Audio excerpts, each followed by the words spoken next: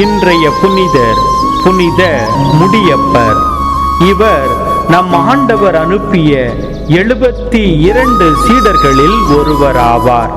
இவர் விசுவாசமும் பரிசுத்த ஆவியும் நிறைந்து விளங்கியமையால் இவருக்கு முதலிடம் கொடுக்கப்பட்டு இருந்தது.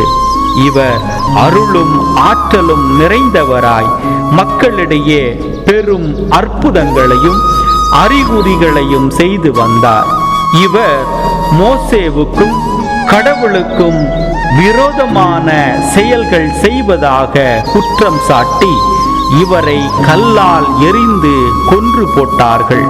இவரோ, ஆண்டவராகிய இயேசுவே, என் ஆவியை ஏற்றுக்கொள்ளும் என்று வேண்டிக் கொண்டார்.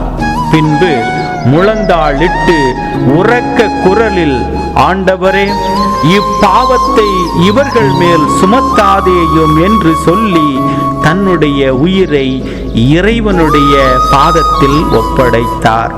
இந்த புனிதரிடமிருந்து நாம் கற்றுக்கொள்ள வேண்டிய பாடம் என்னவென்றால், நாம் கடவுளுக்காக வாழுகின்ற பொழுது, உண்மையின் வழியில் நடக்கின்ற பொழுது, உண்மையை உரக்க கத்துகின்ற பொழுது, உண்மையை உரக்க எதிரொலிக்கின்ற பொழுது எதிரிகள் நமக்கு எதிராக தோன்றுவார்கள்.